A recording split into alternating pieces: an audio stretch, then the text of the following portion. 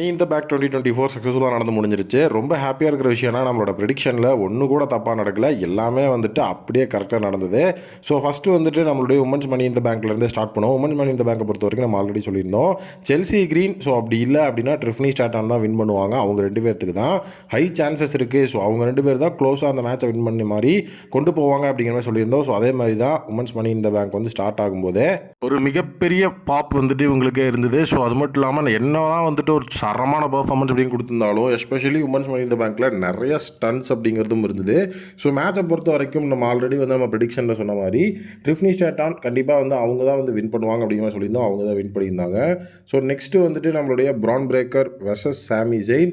So பிரான் breaker versus சாமி Jain. So கண்டிப்பாக பிரான் பிரேக்கரை பொறுத்த வரைக்கும் அவருக்கு இது ரொம்ப ஏர்லியான ஒரு சாம்பியன்ஷிப்பை வின் பண்ணுறதுக்குன்னு நம்ம சொல்லியிருந்தோம். ஸோ அதே மாதிரி ஸோ சாமி ஜெயினை பொறுத்த வரைக்கும் அவர் தான் இப்போ வந்துட்டு வின் பண்ணி ஸோ அவருடைய இன்டர்கான்டினென்டல் சாம்பியன்ஷிப்பை வந்துட்டு பார்த்தீங்கன்னா ரீட்டைன் பண்ணியிருக்காரு. ஸோ இவங்களுடைய அந்த ஃபியூட் அப்படிங்கிறத சம்மர் ஸ்லாம்லேயும் வந்து கொண்டு வருவாங்க அப்படிங்கிறது தான் என்னுடைய ஒப்பீனியன்.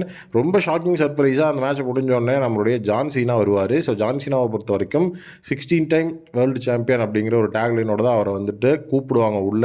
ஸோ ட்ரிஸ்டாட்டஸ் தான் அவரை வந்து சர்ப்ரைஸாக வந்து கூப்பிட்டு வருவாங்க. ஸோ நம்மளே அதுவே ஒரு சர்ப்ரைஸ் அப்படின்னா அதையும் தான் ஒரு சர்ப்ரைஸ் அப்படிங்கிற மாதிரி ஜான் சீனா அவரோட ரிட்டையர்மெண்ட் அப்படிங்கிறத அனௌன்ஸ் பண்ணுவார். ஸோ நான் ரெசில்மேனியா அதாவது 2025 ரெசில்மேனியா தான் என்னோட லாஸ்ட்டு. அதோட நான் ரிட்டையர்மெண்ட்டை வந்து அனௌன்ஸ் பண்ணுறேன். அந்த ராயல் ரம்பிள் எலிமினேஷன் சேம்பர்னு இதுலேயும் நான் வந்து ஆடுவேன். ஸோ ரெசில்மேனியாவோட என்னோட ரிட்டையர்மெண்ட் இருக்கும் அப்படிங்கிற மாதிரி. ஸோ அவரோட லாஸ்ட் மேட்ச் ராண்டி ஆர்டனோட இருந்தால் நல்லாயிருக்கும் அப்படிங்கிற மாதிரியான ஒரு விஷயத்தையும் இப்போ வந்து உறுதிப்படுத்திட்டு போயிருக்காரு.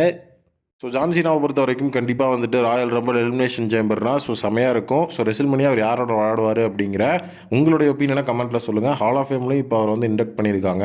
ஸோ கண்டிப்பாக வந்துட்டு அந்த ரெசில்மேனியா மேட்ச் செம்ம மாசான ஒரு மேட்சாக இருக்கணும். அதுதான் வந்துட்டு நம்ம எல்லோரும் எதிர்பார்க்குறது. ஸோ அடுத்தது மென்ஸ் மணி இந்த பேங்க்.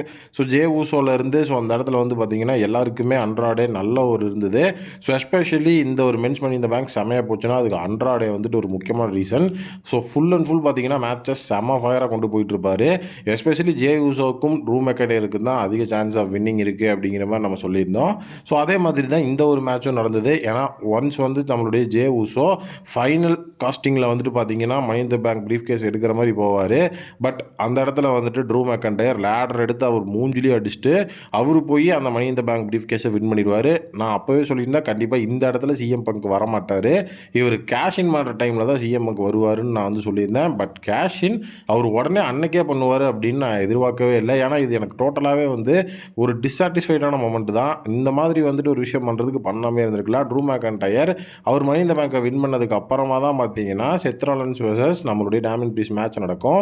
மேட்ச் செம சூப்பராக போயிட்டுருக்கும். ஒரு கட்டத்தில் வந்துட்டு நம்மளுடைய செத் ராலின்ஸ் 3 கவுண்ட்டில் வின் பண்ணுற சுச்சுவேஷனில் இருக்கும். பட் ரெஃப்ரி வந்துட்டு அவர் காலை தூக்கிட்டாருன்னு சொல்லி 3rd கவுண்ட் அடிக்க மாட்டார். ஸோ அந்த கான்ட்ரவர்சி இல்லைனா செத் ராலின்ஸ் நியூ சாம்பியன் ஆயிருப்பார். பட் அந்த மேட்ச் நடந்துட்டு இருக்க பாதியிலேயே ட்ரூ மேக்கன்டையர் உள்ளே வந்துருவார். அந்த மேட்ச் த்ரிபிள் த்ரெட் ஆயிரும். ஏன்னா அவர் கேஷ் பண்ணிடுவார்.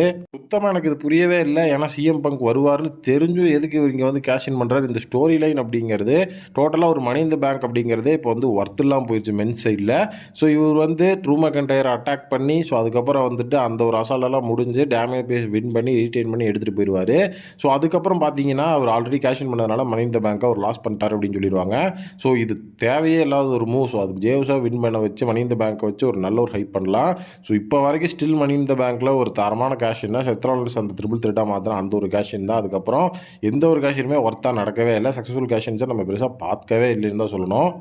வழக்கம்போது ட்ரூ மெக்கன்டையர் சிஎம் பங்க் அடின்னு அடிச்சு தூக்கி வீசிட்டு ஸோ அவர் வந்து கிளம்பிடுவார். ஸோ சம்மர் ஸ்லாமில் இந்த இடத்துல இன்னொரு ட்விஸ்ட் என்னன்னா செத் ராலின்ஸும் சிஎம் பங்கை பார்த்து முறைச்சி பேசுகிற மாதிரி ஒரு விஷயம் இருந்திருக்கும். ஸோ அந்த விஷயத்தை பார்க்கும்போது சம்மர் ஸ்லாமில் triple threat match CM Punk Seth Rollins true மெக்கன்டையர் வருமா அப்படிங்கிற ஒரு விஷயமும் இந்த இடத்துல கொஞ்சம் ஹையாக இருக்குது. ஸோ அடுத்தது வந்து மெயின் ஈவெண்ட் பார்த்தீங்க அப்படின்னா நம்மளுடைய blood line versus Randy Ardern Kevin Owens and கோடி ரோட்ஸ்.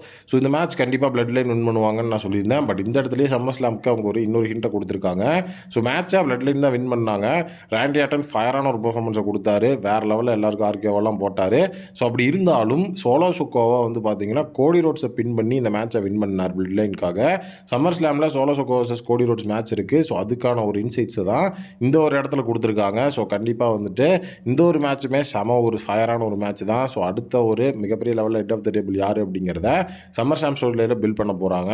ஸோ இதோட மேட்சஸ் எல்லாம் முடிஞ்சது. ஸோ அதுக்கடுத்தது வந்துட்டு போஸ்ட் ஷோவில் வந்து பார்த்தீங்கன்னா ட்ரூ மேக்கன்டையர் உள்ள வந்து சிஎம் பங்க் உன்னை நான் கொல்ல விட மாட்டேன் அப்படிங்கிற மாதிரி போஸ்ட் மேட்ச் அந்த ஒரு ஷோவில் வந்துட்டு ட்ரூ மெக்கன்டையர் பேசியிருப்பார். So Drew McIntyre vs CM Punk அப்படிங்கிற அந்த ஒரு ஸ்டோரி லைனை வேறு மாதிரி வந்துட்டு கொஞ்சம் ஹெவியாக பில்ட் பண்ணுறதுக்காக அந்த ஒரு விஷயங்கள் நடந்துகிட்ருக்கு அப்படின்னு நல்லா தெரியுது.